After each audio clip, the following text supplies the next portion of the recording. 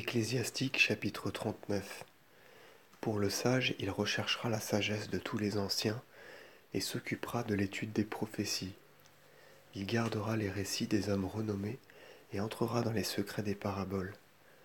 Il recherchera le sens caché des proverbes et comprendra les allusions des paraboles. Il prêtera son ministère au grand et paraîtra devant le roi. Il parcourra les contrées étrangères, car ainsi il éprouvera le bien et le mal parmi les hommes. Il appliquera son cœur à veiller de grand matin devant Dieu son Créateur, et il priera en présence du Très-Haut. Et il fera sa prière à haute voix, il demandera la rémission de ses péchés. Si cela plaît au Seigneur Tout-Puissant, il sera rempli de l'esprit d'intelligence. Il répandra comme des torrents de pluie les paroles de sa sagesse. Et dans sa prière, il rendra grâce au Seigneur. Le Seigneur dirigera ses conseils et son instruction, et il sera initié au secret du Seigneur. Il manifestera la doctrine qu'on lui a enseignée, et il se glorifiera de garder l'alliance de la loi du Seigneur. Beaucoup loueront sa prudence, et son nom ne sera jamais effacé.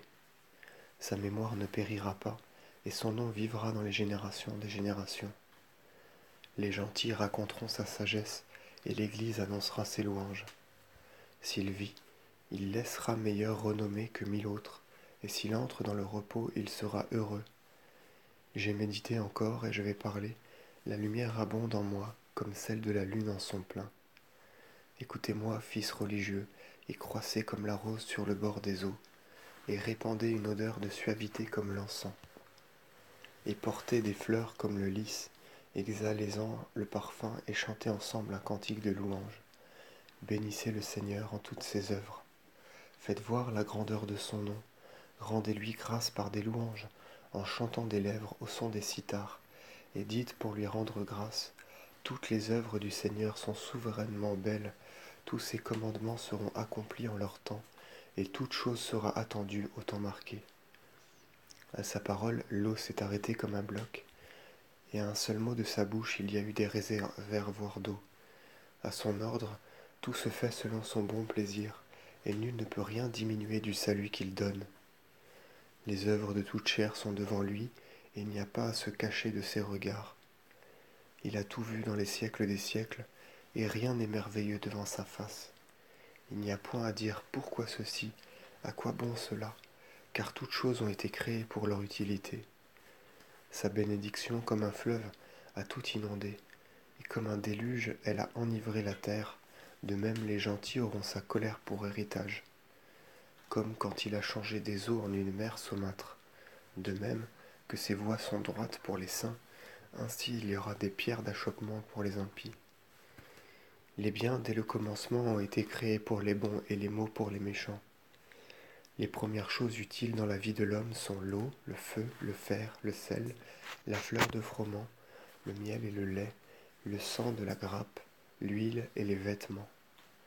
Tout pour les justes vient à bien et tourne à mal pour les pécheurs. Il y a des esprits qui ont été créés pour punir, et dans leur colère ils ont appesanti leur fouet. Et quand les temps seront accomplis, ils déploieront leur force, ils assouviront la fureur de celui qui les a créés. Le feu, la grêle, la famine, la mort, tout cela a été créé pour la vengeance de Dieu. Les dents des bêtes fauves et les scorpions et les vipères et le glaive tiré pour l'extermination des impies se réjouiront d'exécuter ses ordres. Ils se tiendront prêts sur la terre pour le moment du besoin, et l'heure venue, ils ne désobéiront pas à sa parole. À cause de cela, dès le commencement, je me suis affermi, j'ai médité et j'ai écrit. Toutes les œuvres du Seigneur sont bonnes, et à l'heure voulue, elles donneront toute leur utilité. Et il n'y a point à dire, ceci est pire que cela, car chaque chose sera éprouvée en son temps.